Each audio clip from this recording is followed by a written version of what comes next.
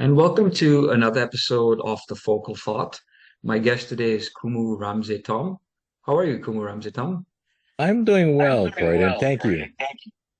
My pleasure. I'm glad to have you on the show today. You are a cultural wisdom keeper and practitioner of Indigenous Hawaiian healing arts, and you specialize in transformational journeys through authentic Indigenous practices. Some of these are Ho'oponopono, which is basically forgiveness and reconciliation, heart breathing, ancestral remembrance, chant, and ceremony. And I'm interested to speak to you about the culture of Hawaii today. Usually, in North America and the rest of the world, we know Hawaii for being a very healing land. Yes. Very famous people such as The Rock, Jason Momoa, David Avocado Wolf, even President Barack Obama come Hmm. from Hawaii, from that culture.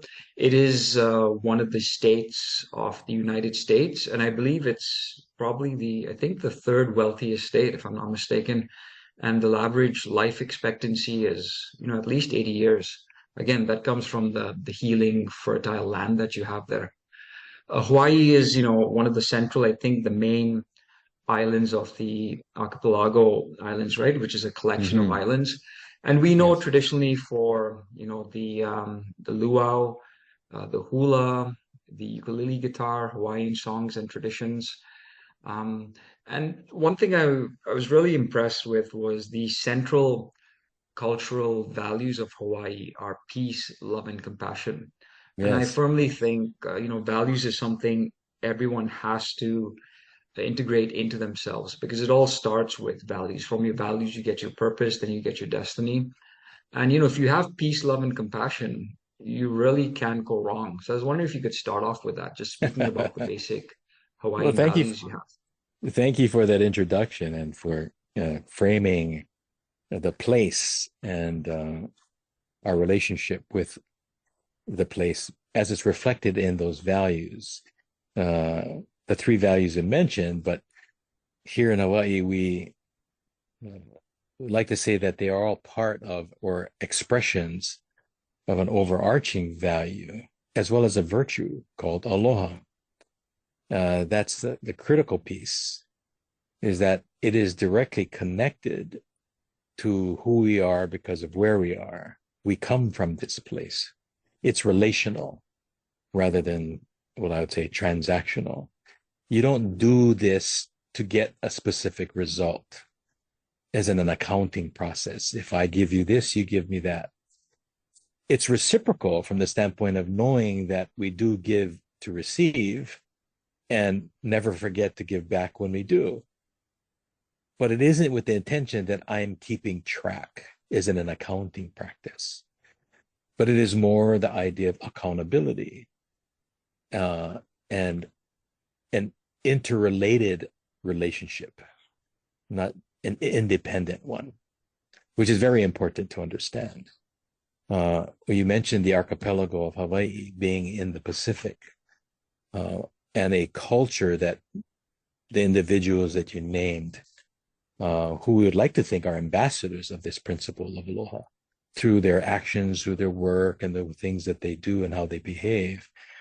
I'd like to make sure our listeners understand that there is a larger cultural, regional uh, relationship called Polynesia, the Polynesian cultures, which some of those individuals you named are also more directly connected to. Um, that said, Hawaiians or Kanaka Maoli, the original people of this place, are also Polynesian.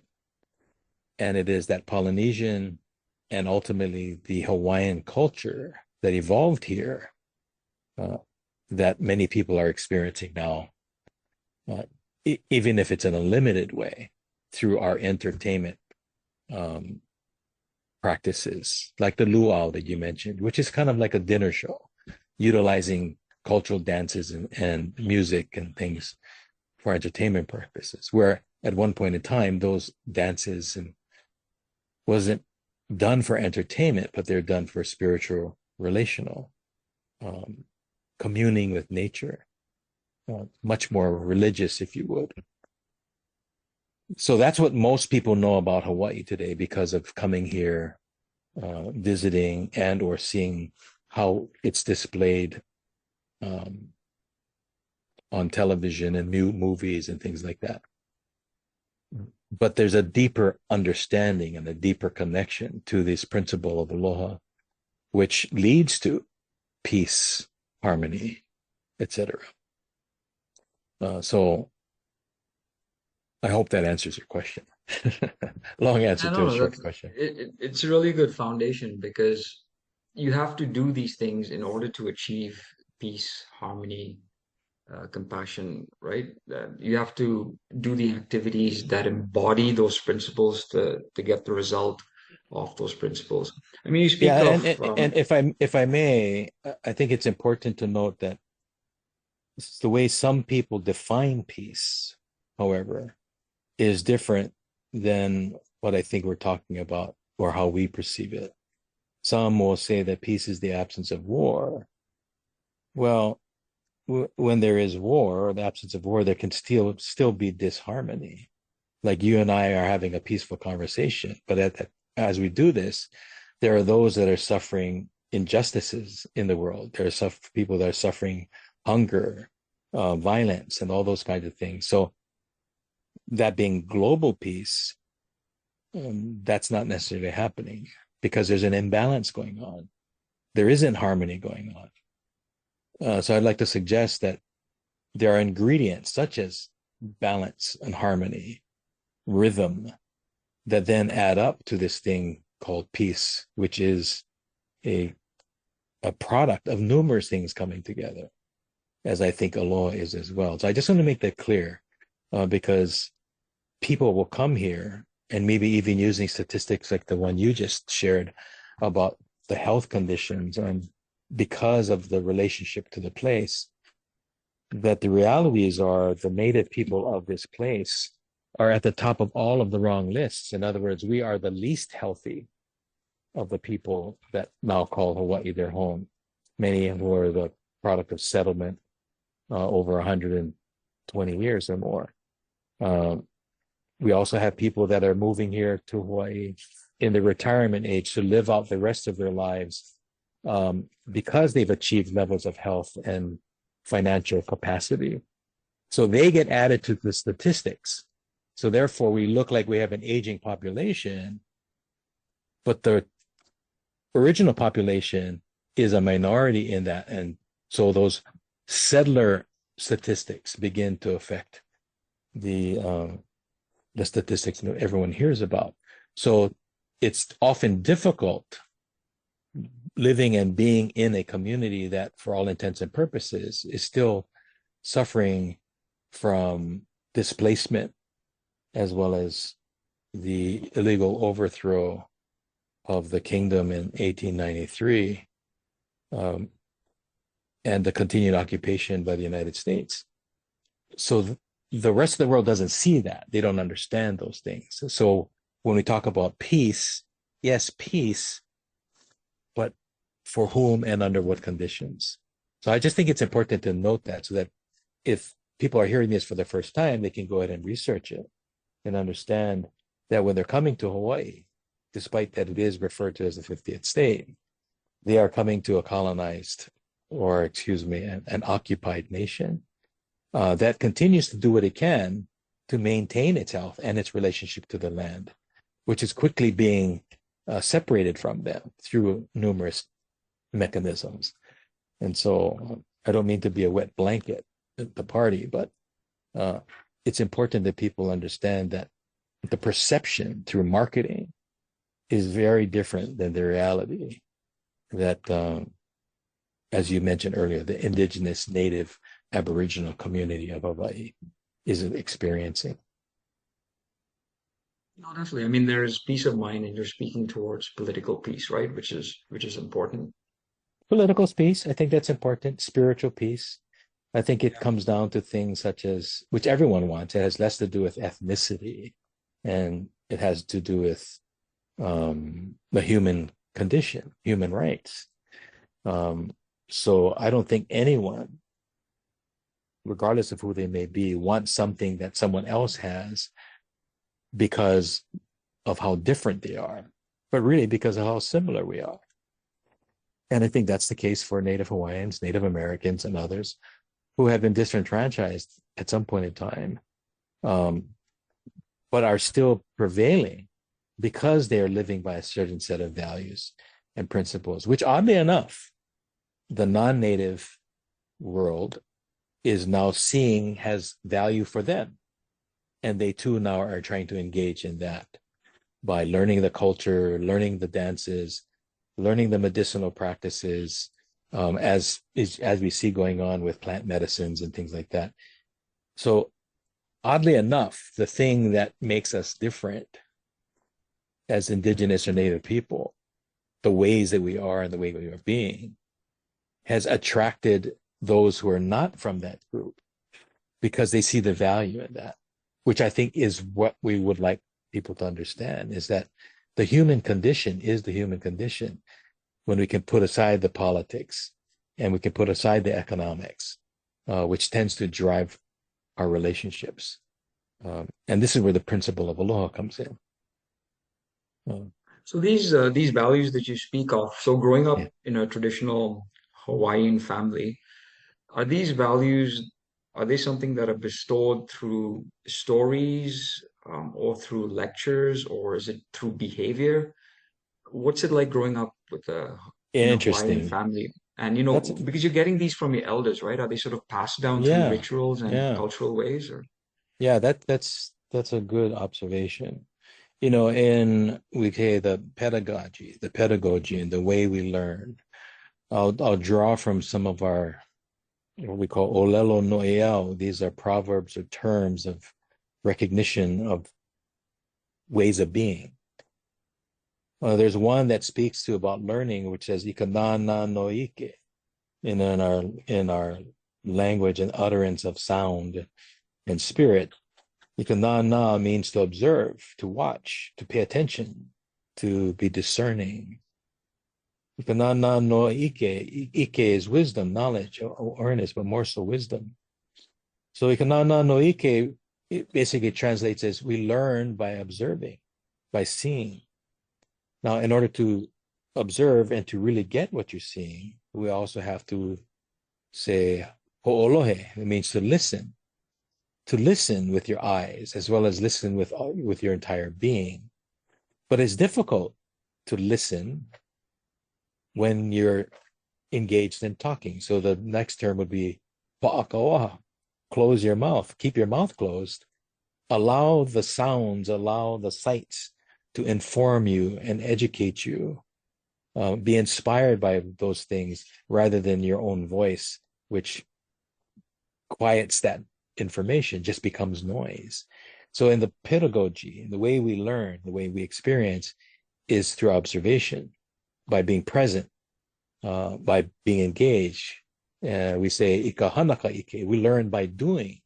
So it's not enough to just watch, to listen, and to pay attention, but to also do, get involved, right? And use your hands, as you would say, which is about action. And in the process of doing so, also pa'akawaha, closing your mouth long enough to have this synergistic experience of watching, listening, and doing. Right? And so my experience was very much that, being around grandparents, being around elders, but not just sitting there and being a sponge or someone harvesting fruit from a tree without any reciprocity. But it was in the process of doing service, being in service to those elders, being a part of the family unit, of doing things together. It is the ohana, this working together and this mentorship as well as stewardship. And so that's how these cultural practices, principles, and things get passed on from a familial standpoint. While I do engage in lectures and classes because the contemporary education system now utilizes that methodology, culturally, that wasn't the case. You didn't have large classes. You usually had an individual that was in a fellowship, a mentorship, with a particular disciplinarian, someone that was the keeper of these wisdoms, if you would. So there would be one, maybe two individuals who would learn directly from that person. And they would learn the necessary chants, what we call oli. They learn the legends. They'd learn all of the various things as it may have applied to that particular discipline. Let's just say it's hula or the battle art of lua, or the medicinal la'au lapa'au practices. When you are learning from and with one of these elders, you are essentially becoming their children. They treat you as a child. We call hanai. They almost adopt you, as you in turn adopt them, right? And so, depending on that relationship, and depending on the particular discipline, that wisdom is transferred through these actions, practices, and behaviors, which I was fortunate to have done with numerous elders who we refer to as kupuna. These elders, at some point in time, I jokingly observed that they saw an empty coconut in front of them, which was my empty brain. And they took advantage of that by sharing with me what they thought they could, and then giving me permission and almost a directive, if you would, to now share this with others. Thus, our conversation today. So this is something when you're doing this, you really have to live from the heart, right? Not the mind. Yeah, precisely. I mean, I don't think, and not to say that one is better than the other, because we need them both.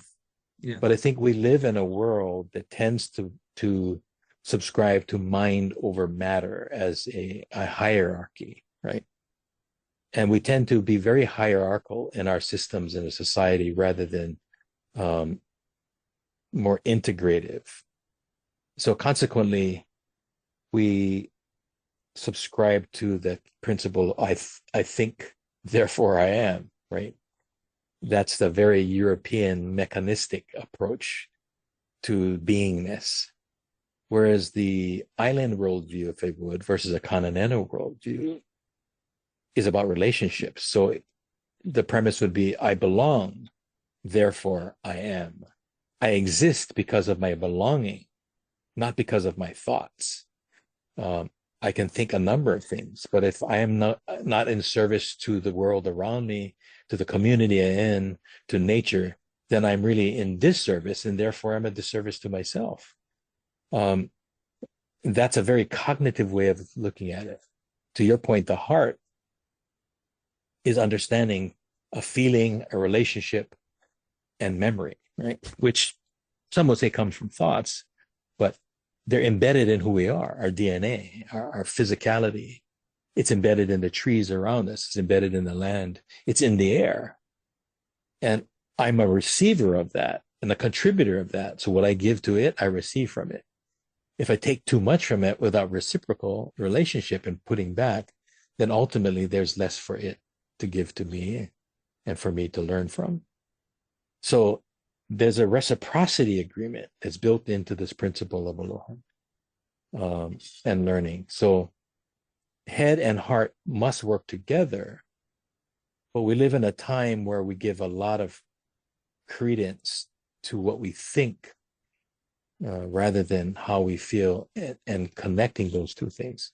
That said, we don't be operating just strictly from the emotions either, because we know that could be harmful as well. So it's a balance between these two things. And interesting enough, it is a relationship between the mind, the head, if you would, and the body, the conscious mind and the subconscious mind, the physical, and then the spiritual part. But when you put these three things in alignment, that's what we refer to as being pono. And so your reference to the practice of Ho'oponopono, a healing practice, is really about aligning oneself internally. And in doing so, now you become externally aligned as well. But it's an inside job, I like to say. It starts there. And once you achieve that, then you become, you can commune, not just communicate. You're in a better position to commune with the outer world because your inner world is in integrity. It makes sense. I mean, you're saying, there's no reciprocity. The keeping tabs of, what I did for you, what you did for me. When you live from the heart, when you commune with, your family, your friends, society, and you don't keep tabs, that's actually when the magic happens because we don't live in a silo, right? No person is an island. We need the cooperation of others. We need the service of others. We need to cooperate. We need to serve as well, right? It makes for a Absolutely. much better lifestyle. Absolutely. I mean, if you want to take it to a purely business or economic level, the reality is that the marketplace requires consumers. Consumers require markets. And what we're experiencing is an interesting dichotomy and almost a paradox is that you have producers who are trying to produce uh, products at the least cost to them, right? Which means it may not be the highest quality, but they're going to produce it at the least cost to them so they can sell as much as possible. Well, on the other side, you have a consumer who's looking for the highest quality to be paid at the least cost, right? So you have both people at opposite ends, right? Trying to get the most for the least possible. Well, if you take that to the full spectrum, right? And you say that I'm going to do nothing and take everything and do nothing, ultimately we end up with nothing. So the relationship between the marketplace and the consumer and the marketplace is interdependent, not independent. Right? Now that's the same thing with me in nature, right? If I want to keep taking from nature or keep taking from my neighbor or for someone else, because transactionally I'm going to get more for less and free in some cases. I don't have to pay the tree for the apples. I don't have to pay the earth for water. Then from a business standpoint, a head standpoint, I'm great. I'm being successful. But from the heart standpoint, the relational standpoint, I've now damaged the resource. It can no longer give not just to me, but to others. And ultimately I end up hurting myself, right? Because I haven't maintained that relationship. So to say that we can operate without that relationship is, I think, a fallacy. It's definitely not sustainable. It's not sustainable. People from our side, I mean, in North America traditionally, who are on the rat race, the 9 to 5, Mm-hmm. we think moment to moment. We might think, That's okay, correct. we're going to work Monday to Friday, work towards the weekend. There are some people maybe thinking a month ahead. Right. If you look at financial planners, they're thinking, many, many years ahead, right? Especially for Mm-hmm. retirement Mm-hmm. goals, things like that. And then you get into, parents who might think, gaining assets to bestow onto their children. Then there are some who are thinking, okay, not only just to my children, I'm going to bestow it to my children's children. But then you have the native philosophy that is actually thinking generations ahead because they're not only That's correct. thinking about people, they're thinking about land and sea. So essentially nature. And you brought up nature a lot in this episode. What are some of the things that you've learned from communing with nature? Well, the very terms we use to to define or identify it will reveal the relationship. So for instance, I'm sitting in what I would call a tree house right now. I'm surrounded by trees. I'm looking at the mountains. I'm in fresh air and I'm hearing the wildlife, right? The birds and the creatures around me. All of that contributes to my experience and where I'm sitting as I see, hear, feel all of those things. Right? Well, the forest that I'm looking at, the word for the forest or shrubs and leaves is called lau.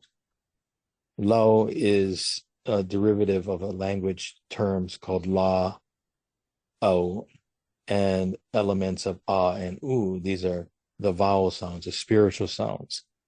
Well, lau refers to that which captures the sun. Green leaves capture the heat, the energy from the sun, which is la, right? Au is a relationship between God and man, the human condition. And so Lao is the relationship between it, the human or the tree people, right? The forest people and the sun. Well, when I'm in dis-ease and disorder, I'm sick, I turn to the Lao because the Lao is the medicine. What medicine?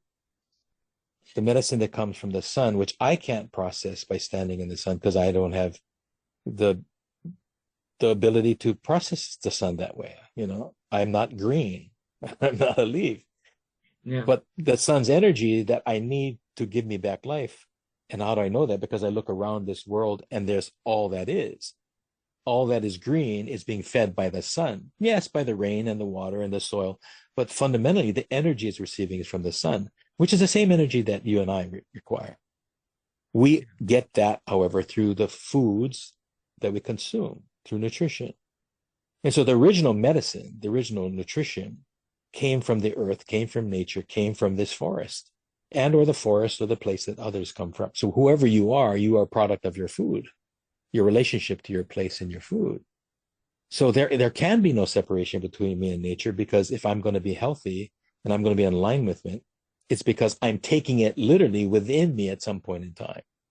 So the tree itself, we may call Lao. They have different names for each tree, but it is Lao. Now, when that becomes medicine, it becomes Lao, meaning the medicine for you, the energy, sun, energy in the tree for you.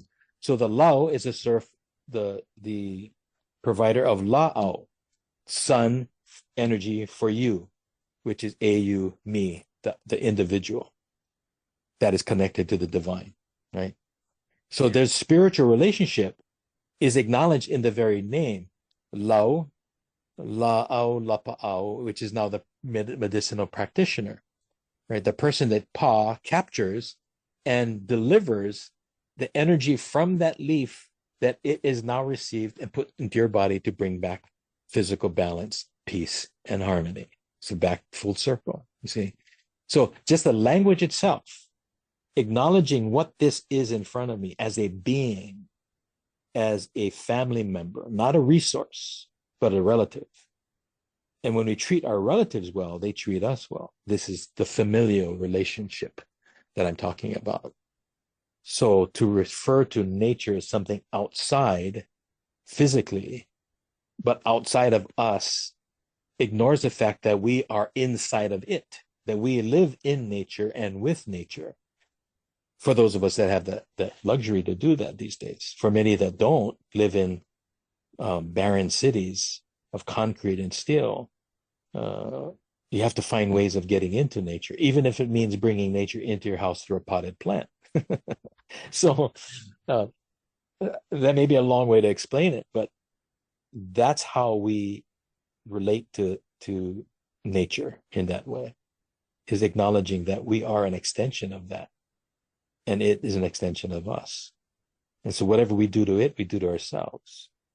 And therefore, we should be much more mindful in the way we treat ourselves as well as the way we relate to nature.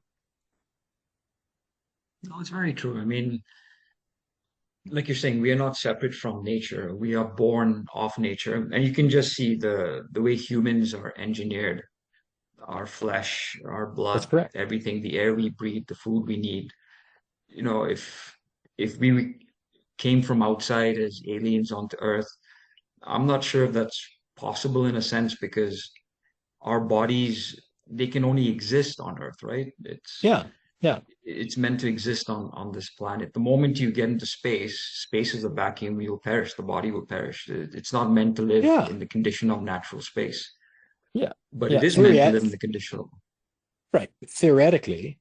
And if we take the images that are depicted for us through education, entertainment, what have you, of what terrestrials are perceived to be, real or imagined, there's a tendency for them to look gray, they're thin, their skin. I mean, this is physics and science telling us what a body would look like or experience.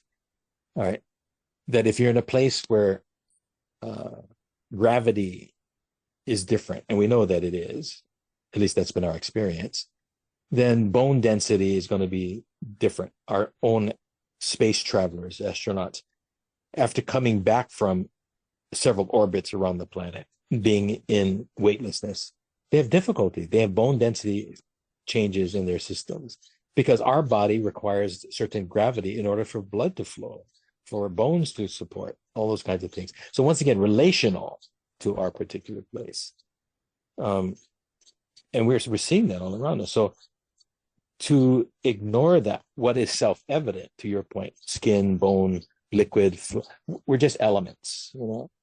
We're a bag of water walking around, with majority of us being water, saline solution, right? And we can make the human body up with a number of ingredients that you can get at a drugstore, right? But the magic behind that, what puts it all together, is the spirit, the spiritual being, that entity that manifests, right? Or I would say manifest, mana being life energy.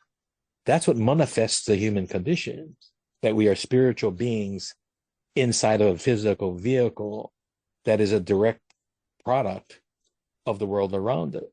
If we're in a different world with different products, the body would look different, or maybe we wouldn't even have one, because we're operating in a very different frequency, if you would, right? So I'm speaking to you about these things as a Hawaiian cultural practitioner who acknowledges that within our principles, within our practices and belief systems, all of these things are common to us.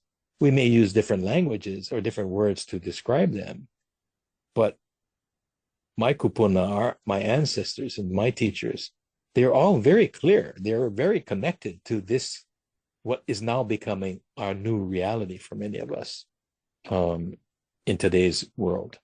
And yet they lived in a world that operated from those principles. And they may not have articulated them in the way I am today. But it's very evident in the practices as well as the way they lived, which I will say is most important. It's how they lived and demonstrated to us, which is now a lesson for each of us today, to your point about generations. How we live, how we behave is how we teach others in the future. I like to say we teach people how to treat us. And so it's all connected. Well, maybe I went a little too far afield on that answer. No, no, Sorry that's about that. great.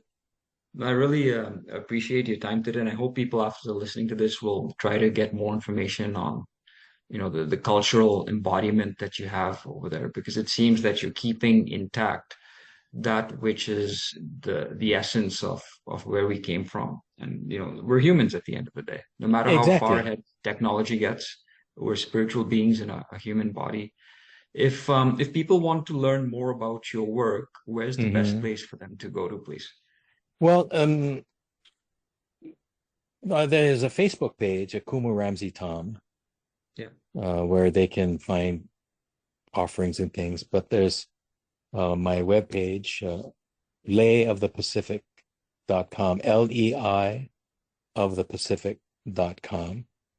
And I can share this with you on offline. You can put it in for people to connect. But my daughter, Remy, has been very kind to help me setting up a social media presence, which is also on Instagram, Ramsay Taum. I'm also on LinkedIn and all the various social media platforms. So there's different ways of finding out. I'm currently doing a program with the Shift Network. That those classes, a 7-week course, starts in September. And so people can go there. I also have other affiliates that we put on classes online as well as in person, these personal immersions. And so, and then I also do personal as well as group consultations if people are interested. Um, so thank you for asking, and thank you for making that available. For sure. And I'll put these in the show notes as well. Once again, Great. thank you very much, and I wish you well. Great, and thank you for the time and the interest. I wish you well as well. Aloha.